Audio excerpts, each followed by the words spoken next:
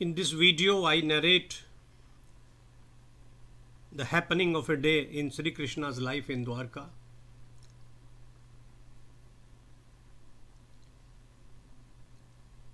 Sri Shukdev writes, in Dwarka, Sri Krishna lived a well-regulated life.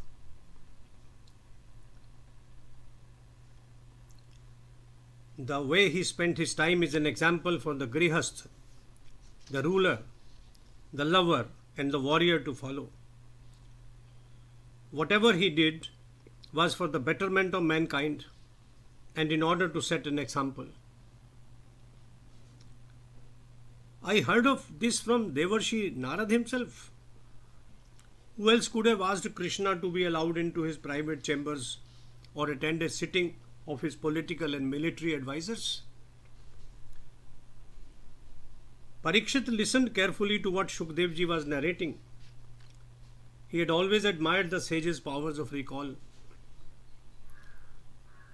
What followed was a fascinating description of Dwarka and of a day in the life of Sri Krishna, as observed by Devarshi Narada.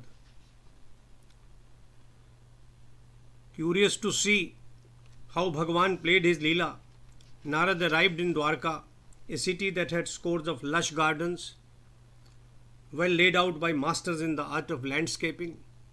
Look at the language, look at the descriptions. Landscaping, talking of a town a few thousand years ago. The trees were laden with variegated flowers. Different birds had made their nests in the dense trees and were chattering in abundance, welcoming the sun. The Brahmaras hovered around the flowers and droned. In freshwater pools, lotus of different hues bloomed. Besides the flowers, pink flamingos and saras cranes stood crackling and trumpeting. Dwarka had been built with taste. The roads were broad and were sprinkled with water twice a day to settle the dust. The streets were kept clean. Vast squares had been built for recreation and halls for festivals and gatherings. Stables had been built for horses and sheds for cows and buffaloes. Several temples stood sky high. Their bells were rung to awaken the gods. I have included a photograph of the temples in Dwarka now as of today. Krishna's palace had pillars made of granite and coral. Glistening, colorful tiles were laid on the floors of the palace.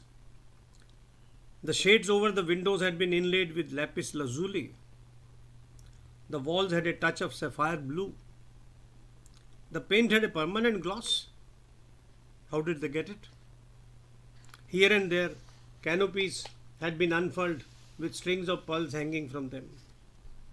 The beds were embellished with ivory and semi-precious stones inlay. After all, it was the palace of a king.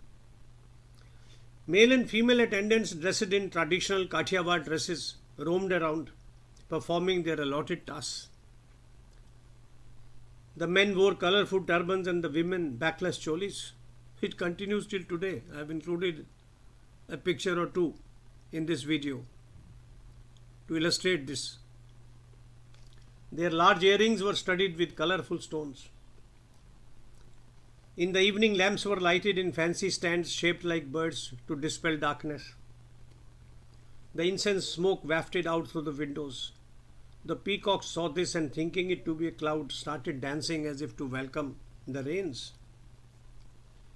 Devarshi Narada had been allowed access to Sri Krishna's personal apartments. In one of them, he found the Lord enjoying Rukmini's company. The latter was fanning him with a gold-handled fan. Noticing the arrival of Narada, Bhagavan stood up in deference to the Atithi. Atithi Devo Bhav has been our principle for thousands of years. Atithi, the guest, is the God. Krishna placed his crown at the sage's feet and greeted him with folded hands. Politely he made the rishi sit on his own asana. Parikshit, said Sri Shukdev, Bhagavan Sri Krishna is the Guru of the universe, the Lord and Master of all that has been created. The wash of his feet purifies anyone who comes in contact. However, he loves his bhaktas. Narad was one such. Moreover, as a king, he could not forget his manners. He washed the Maharishi's feet and touched his forehead with that water. Having performed the traditional welcome, Sri Krishna, speaking words sweeter than Amrita, addressed the Devarshi thus: Prabhu, you are an embodiment of dharma, vairagya, fame, shri and glory. You lack nothing. Can I be of any service to you? How humble. Replied Narad, Bhagavan, you are the master of the universe. I am fortunate to look at your lotus feet today. Even Brahma and Shankara, whose knowledge is boundless, meditate on you. Bless me, so that I too am able to think endlessly of you, Bhagavan. Do I have the permission to watch the routine of your daily life just for a day, Bhagavan? Devarshi, replied Krishna, you are free to go anywhere you like. Attend any confidential confabulations or visit even the innermost apartments. Actually, you are already in one such place. It is our good fortune to receive a Mahatma like you in our humble home. How great and polite are the manners. Narada bowed and moved on. Wherever Narada went, he found Krishna present. After all, Krishna was God. After all, is he not omnipresent? In an adjacent chamber, lovingly furnished with artistically woven tapestries, Krishna was playing dice with Satyabhama and Uddhav for company.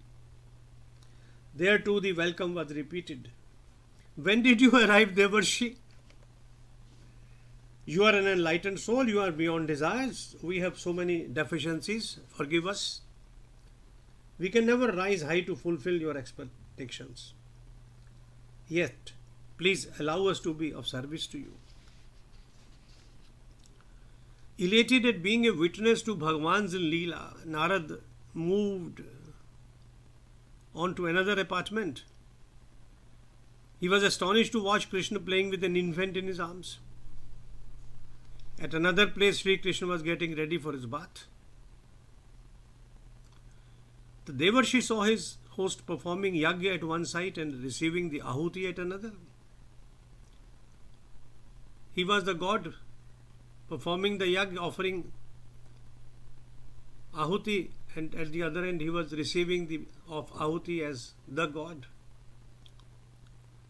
Still further, Sri Krishna was busy reciting Gayatri mantra and at another chanting the Sandhya shlokas. Later he saw the warrior Krishna practicing a sword fight or wrestling in a muddy arena. Narad attended political confabulations where the matters of the state were being discussed. With Uddhav and other eminent advisors, the Rishi heard Krishna talking of settlement with the conquered kings or planning suppression of an enemy. Somewhere else, Krishna was busy giving away cows in charity. He was seen in debates on religion and the concept of dharma with saints and wise men. Not neglecting economic issues, Krishna was engaged in discussing how to improve the lot of people in Dwarka. Wandering around, Narad reached a pool full of crystal clear water. He was amazed to see Sri Krishna engaged in water sports with his women. Later he had a vision of the Lord busy hunting. An exhausted Narada approached Sri Krishna, bowed and made a request. Bhagavan, even Brahma cannot see what I have seen today. I am blessed because I arrived at Dwarka to touch your holy feet. I have a favor to ask. Permit me to wander all over the universe narrating your noble deeds. Krishna replied, Devarshi, I feel obliged that you visited us. I am the source of dharma. I act accordingly. I wholeheartedly approve of those who follow those principles. I enact my Leela to bring human beings to the righteous path of non-attachment. You are like a son to me. Do not be misled by Maya. Go, wander anywhere, pray and lead others on the path of virtue. Tell everyone that even while living the life of ordinary mortals, they can rise above their self and attain God. What a message! We should receive it with humility and follow our God, the God of our choice, by doing good deeds. Krishna too says, Maharishi, it is the deeds of people that matter. Noble deeds alone bring joy and moksha. I do not offer material rewards.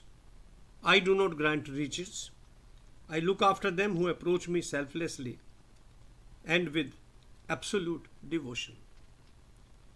An overjoyed Narada bowed and departed playing upon his veena.